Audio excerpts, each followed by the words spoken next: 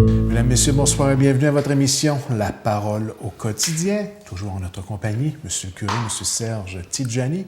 Bonsoir, Monsieur Serge. Bonsoir Mirko et bonsoir à vous qui nous recevez chez vous. Ça va toujours bien? Toujours bien et nous continuons notre chemin vers Pâques, la route du carême.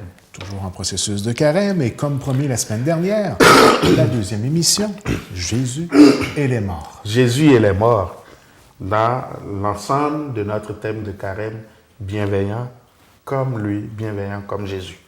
Alors, la mort a un sens bien particulier dans la Bible. Dans la Bible, je disais, on aurait pu faire toute une émission juste sur la mort.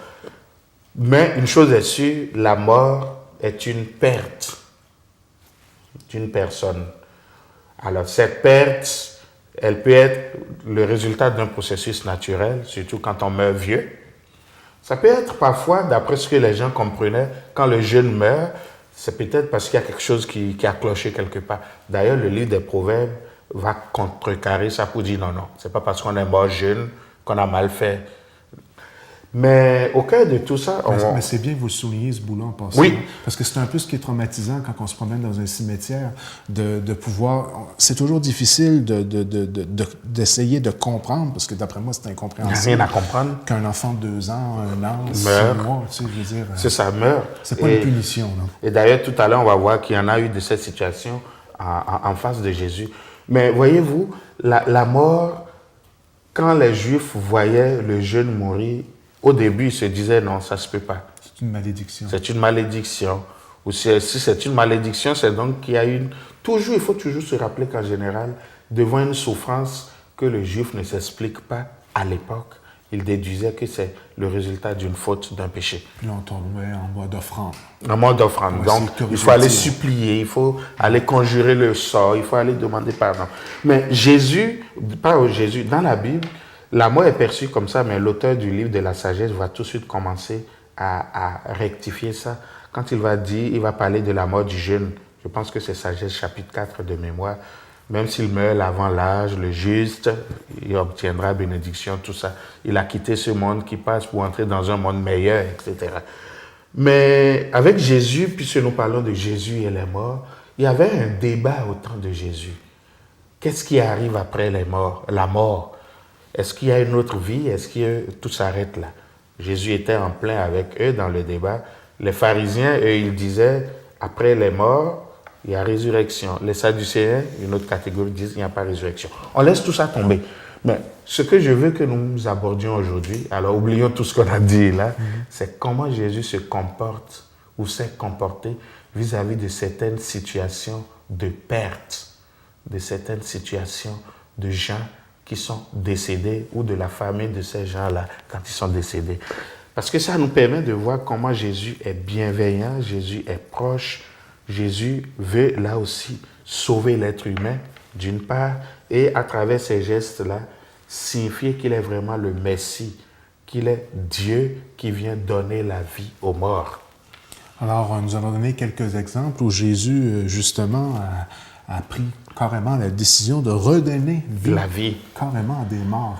Donc, on doit dire que s'il y a un geste qui était fort de sens à l'époque et qui devait être vraiment quelque chose à vivre pour les gens de son entourage, c'était bien Jésus qui ressuscite quelqu'un. Qui ressuscite. On s'entend-tu que c'est pas nécessairement facile à assimiler, là. C'est un méchant geste de foi pour nous. On n'en a pas été témoin, mais ça devait être tout un... Je ne veux pas utiliser le mot spectacle, mais comment on va dire, événement. Un grand événement. Puis justement, ça fait partie des critères qui vont servir à savoir ou à comprendre que Jésus, c'est le Messie. Parce que le seul qui a pouvoir sur la vie et la mort, c'est Dieu. Il faut commencer par là. Lui qui donne la vie, lui qui enlève la vie. Alors, devant la mort, quand le corps est devenu, j'allais dire carcasse, disons comme ça, je ne sais pas si je choque les gens, l'être humain ne peut plus rien faire si ce n'est Dieu. Et c'est face à cette situation que Jésus se retrouve et il va justement faire des choses. Et en ce moment, les gens vont me dire, il ressuscite même les morts. Qui est-il pour certains. Ou bien, il fait des choses merveilleuses, il ressuscite les morts. Donc, l'attitude de Jésus, comme vous dites, c'est un grand événement du jamais vu. Que quelqu'un ait ressuscité les morts. Est-ce que c'était prévu à l'époque dans les Écritures que le Messie allait avoir ce pouvoir-là? Allait avoir justement ce pouvoir. Matthieu 11, chapitre 11, verset 5. Dans les critères ou l'action du Messie, justement, le Messie doit ou va ressusciter les morts. Bon. Et là, c'est pour ça que c'est des attitudes qui ne sont pas juste des miracles ou des guérisons, mais c'est des attitudes qui sont appelées à attaquer, rejoindre la foi et l'intelligence des gens qui étaient là et qui attendaient le Messie. Qu'en le voyant ressusciter, un moment, disent « Ah, c'est ce qui est annoncé au sujet du Messie que ce monsieur est en train de faire. N'est-il pas le Messie ?» Voilà un peu. Justement, nous allons donner quelques exemples. Quelques exemples. Vraiment, un peu pour comprendre le contexte dans lequel il réalisait ces résurrections-là. Le contexte, il y a une fille, un garçon et un grand monsieur. Disons-le comme ça. Puis ce que je veux qu'on regarde, c'est toujours comment Jésus réagit vis-à-vis de la personne morte et comment il réagit vis-à-vis surtout de ceux qui ont perdu les leurs. Et je pense que c'est plus de ceux qui ont perdu les leurs qui captent l'attention. Une première résurrection, disons résurrection ou retour à la vie que Jésus opère, c'est la fille de Jaïr. Jaïr, c'est un grand maître du temple, un grand maître du peuple, un notable du peuple qui aidait les gens dans leur village, bien connu, puis sa fille tombe malade. Donc, ça, une personne bien placée dans la sphère de la société, dans la hiérarchie. Exactement. Ça, c'est Matthieu 5. La fille de Jaïr tombe malade. Jaïr court, envoie une mission à Jésus pour dire « Hey, viens-t'en vite, viens sauver ma fille, sinon elle va mourir. » Et Jésus prend la route, s'en va. Et pendant qu'il était en route, on lui envoie un message pour dire « Arrête de déranger le maître, ta fille est déjà morte. Ça ne sert plus à rien. » La fille était malade, Jésus était invité pour faire guérir la fille. Non. Jésus dit à l'homme, n'aie pas peur, crois seulement. Et il continue la route. Rendu dans la maison, les gens pleuraient déjà, préparaient déjà les funérailles. Jésus monte juste avec le papa, la maman de l'enfant et 3 de ses disciples. Et là, il touche l'enfant. Il dit, Talitha koum, petit enfant, je te le donne, lève-toi. Il le touche et lui redonne la fille. Cette fille avait 12 ans. Alors là, il venait de donner la vie à une fille qui vient de partir ou qui est partie il y a quelques heures. Et tout de suite, comme je l'ai fait remarquer déjà dans une émission, il va leur interdire de le publier parce que justement, il vient de poser un acte messianique. Alors, il va demander le secret. Voilà ce qu'il fait avec cette fille-là, une petite fille, c'est-à-dire l'avenir qui s'annonce pour un enfant. Et qui est parti comme ça, qui crée le vide à ses parents. Plus qu'un enfant qu'il ressuscite, c'est surtout la vie aussi qu'il donne aux parents de cet enfant, de retrouver leur trésor. Voilà une attitude de Jésus. Une autre résurrection, retour à la vie que Jésus a accompli, c'est par rapport à une maman. Jésus passait dans le village et il voit que les gens portaient un enfant au cimetière, un jeune enfant. Mais ce jeune enfant est l'enfant d'une madame qui elle-même est déjà veuve. Puis c'est triste, c'est dramatique. Fils unique, il meurt, le mari est déjà mort, alors cette madame se retrouve seule. La mort de son mari, en faisant une veuve déjà, lui donnait une situation précaire. Celui qui aurait pu venir relever sa vie, c'est cet enfant-là, qui est unique. Voilà que cet enfant aussi meurt. Donc, cette femme-là, elle n'a plus rien, elle n'est plus rien. C'est ça le drame qui se vit là. Et ceux qui portaient le corps au cimetière comprenaient ça là. Alors, Jésus, quand il voit ça, il est tout malheureux lui aussi. Il arrête les porteurs, il touche le corps, ce qui est un acte grave, parce que quand tu touches un cadavre, tu es impur. Il touche le corps, il guérit. il redonne l'enfant et il redonne l'enfant à sa mère. Et dans ce geste de redonner l'enfant à sa mère, c'est fort comme geste, il redonne à la mère toute l'espérance, tout l'espoir, tout l'avenir. Et il faut savoir lire la Bible globalement. Là, c'est un enfant vivant qui est remis à sa mère pour pouvoir aider sa mère à refaire une vie, à avoir une dignité. Un jour plus tard, sur la croix, quand lui-même va mourir, et l'évangile de Jean va nous le dire, c'est plutôt lui mort, Jésus mort, qu'on va prendre et remettre à sa mère. Donc, vous voyez, les gestes, c'est pas rien dans la parole de Dieu. Alors, mais revenons à cette maman-là. Alors, la maman retrouve la joie, la dignité, retrouve l'avenir, parce que son unique trésor est revenu à la vie. Voilà comment Jésus se montre bienveillant. Et là, on ne lui demande rien, hein? On ne lui demande pas fais-le pas. Et ça nous montre comment Jésus aussi peut prendre l'initiative de venir nous libérer. Voilà deux grandes résurrections. Et un troisième aussi. Est-ce qu'on souligne le troisième, oui? Un troisième, oui, ça vaut la peine. Parce que c'est celle-là qu'on connaît le plus, la résurrection de Lazare. Ah oui, c'est vrai. au chapitre 11 de l'évangile de Jean. Tout le chapitre quasiment. Et c'est vrai que les circonstances sont quand même assez spéciales aussi, là. Parce que cette fois-là, il lui crie de sortir. Il lui crie de sortir. Il ne va pas le toucher. Il ne va pas le toucher. Fait qu'imaginez-vous l'événement que ça a dû être à ce moment-là. Là. Événement si fort que quand il finit de ressusciter Lazare, les gens lui en veulent, les Juifs lui en veulent et en veulent aussi à Lazare. Je pense qu'il commençait même à avoir une certaine odeur, là, tellement... Ça faisait quoi? Justement, 3 jours. 3 jours, imaginez-vous.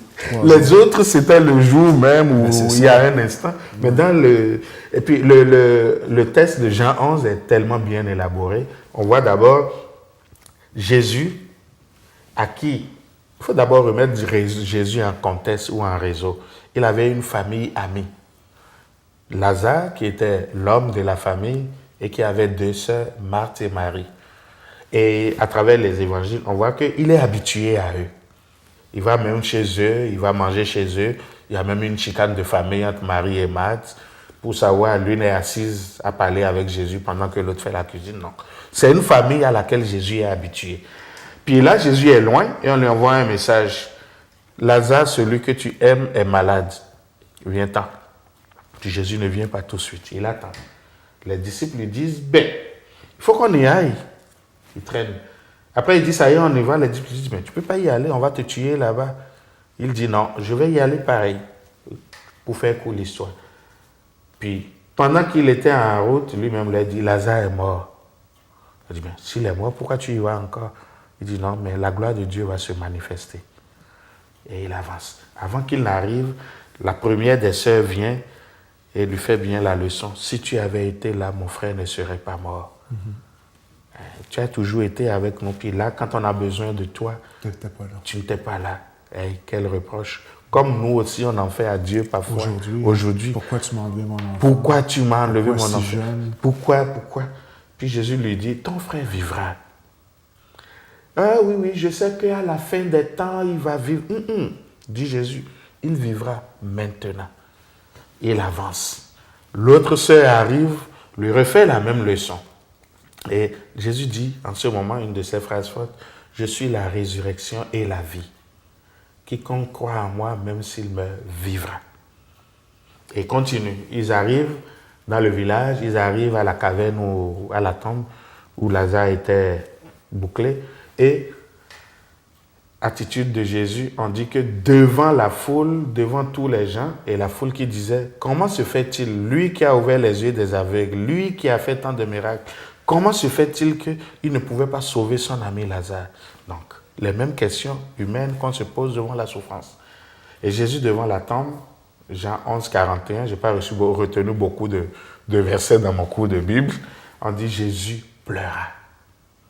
Je pense que c'est la seule fois où on a dit clairement, explicitement, que Jésus a pleuré. Jésus a pleuré devant le corps de son ami Lazare enfermé dans la tombe. Il a pleuré en voyant des gens tout autour désespérés qui commencent à faire des critiques parce qu'un malheur est arrivé. Jésus pleura. Et que fait-il? il dit, enlevez la pierre. On lui dit, ben non, voyons, c'est fini ça. Ça fait 3 jours qu'il est là. Il faut savoir que dans la pensée juive, un corps qui est resté au tombeau 3 jours, l'âme a quitté. Donc, même s'il y avait éventuelle résurrection, c'est fini, il n'y en a plus. Mais ça fait 3 jours qu'il est mort, arrête ça. On va tourner la page. Il dit, mais je ne t'ai pas dit que si tu vis, tu verras la gloire de Dieu. Si tu crois, tu verras la gloire de Dieu. Mais on tourne la pierre et Jésus fait une prière. Père, je sais que tu m'as toujours exaucé. Mais si je te parle en ce moment, ce n'est pas pour moi, mais c'est pour ceux qui sont tout autour, pour qu'eux aussi puissent croire en toi. Et d'une voix forte, comme vous l'avez dit tout à l'heure, Lazare, sort de la tombe. Lui qui était tout en bandelette, se redresse et sort. 3 jours déjà. Alors voilà un de ces beaux textes où on voit Jésus qui chemine avec les gens et Lazare qui retrouve la vie. Et la vie reprend. Il faut bien comprendre le sens que ce geste-là avait pour tous les gens présents. C'est public. Contrairement à la fille où c'était fermé dans une chambre, contrairement au garçon où c'était à la sortie du village et à un croisement par hasard, là, avec Lazare, on est à Béthanie, on est à quelques kilomètres, quelques minutes de Jérusalem. Puis là, c'est visible, c'est clair. Et la révolution va reprendre. Et d'ailleurs, dans la mort de Lazare, 3 jours, on voit déjà les 3 jours de Jésus aussi. Et on dira que d'ailleurs, toutes les scènes de résurrection, et surtout celle de Lazare, annoncent déjà la résurrection de Jésus lui-même. Alors voilà comment Jésus est bon, comment Jésus se montre Messie, le Dieu qui redonne la vie, ce qu'aucun humain n'a jamais fait. Et à travers ce geste-là, il veut que les autres aussi puissent croire en lui. Pour ne pas reprendre une expression d'aujourd'hui, c'est un peu comme « tiens-toi dans les dents ». Exactement. Pour nous maintenant, en terminant pour cette semaine, pour nous, de quelle façon on doit, disons, digérer tout ça? Comment interpréter tout ça? J'ai souvent, moi aussi parfois, devant la souffrance, devant la mort d'être cher, c'est là que c'est difficile. C'est là que c'est difficile. J'ai déjà dit une fois, ce n'était pas ici en Gaspésie, quand je faisais les funérailles d'un enfant de 13 ans, et j'ai d'ailleurs pris l'évangile de cette femme-là qui avait perdu son enfant, dont nous avons parlé tout à l'heure. Je disais que j'aurais donc voulu faire un miracle à vous aussi. Et dit, cet enfant qui est là dans le cercueil devant moi, lève-toi et reprends la vie. Mais ce miracle, on va le faire autrement, en disant à Dieu, de là-bas, il peut rester debout pour nous. D'abord, première chose, ce que je veux que les gens comprennent, c'est que devant nos peines et nos souffrances, devant nos deuils, même devant nos deuils, Dieu ne nous abandonne pas. Il est là avec nous. Et c'est avec lui qu'il faut que nous vivions nos pertes. Ce n'est pas évident. Vous avez déjà perdu un être cher. On en souffre. Mais ce que je souhaite pour moi et pour vous, c'est de ne pas vivre cette souffrance seule. Et surtout d'être convaincu que Jésus vit cette souffrance avec nous. Bien sûr qu'aujourd'hui, il ne viendra pas tendre la main pour relever un fils ou une fille ou pour sortir un Lazare de notre tombe. Mais au cœur de notre souffrance, il va nous créer une nouvelle espérance. De dire, la mort vous a frappé, mais la vie va continuer, même au cœur de ça. Et l'idée des 3 résurrections dont nous venons de parler ouvre à sa résurrection, à lui, et annonce aussi notre résurrection à nous. Jésus, à notre mort, nous ouvre à une vie nouvelle. Et quand vous et moi, certains parfois se demandent, il n'y a rien après la mort, ou qu'est-ce qu'il y a après la mort? Eh bien, après la mort, il y a la vie que Jésus nous donne. Et lorsque je dis nos morts ne sont pas morts, c'est cela.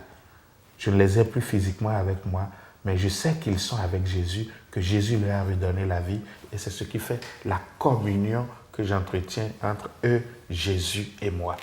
Voilà cette parole de foi et d'espérance que je nous partage très vivement aujourd'hui, surtout à vous qui m'écoutez et qui avez perdu un être cher, un mari, une femme, un ami, un enfant, un petit-fils, peu importe celui que vous avez perdu ou celle que vous avez perdue, ne vivez pas ça comme si Dieu vous a abandonné, mais vivez-le plutôt comme des gens qui croient qu'ils sont désormais avec Dieu et qu'avec Dieu, ils sont encore plus accessibles à nous. C'est notre foi et c'est ça qui crée aussi notre espérance. Et pour moi aussi, quand un jour viendra mon tour ou votre tour, que dans ma foi, on puisse se dire, je retourne à Dieu, je retourne à la vie. Celui qui a donné la vie à la fille de Jaïr, à la fille de Naïm, celui qui a donné la vie à Lazare, donnera aussi la vie à moi pour que je vive éternellement avec lui. Et on ne peut pas mieux dire, mieux penser, alors que nous avançons vers Pâques, qui est justement l'événement de la vie. Sur cette espérance, je vous souhaite une belle semaine, une semaine de la vie et non pas de la mort, parce que notre Dieu, c'est le Dieu des vivants. C'est le Dieu qui a pitié de nous, c'est le Dieu qui ne nous laisse jamais seuls dans nos épreuves. Qu'il vous accompagne et qu'il vous donne la joie et le goût de la vie. Merci. Bonne semaine à vous.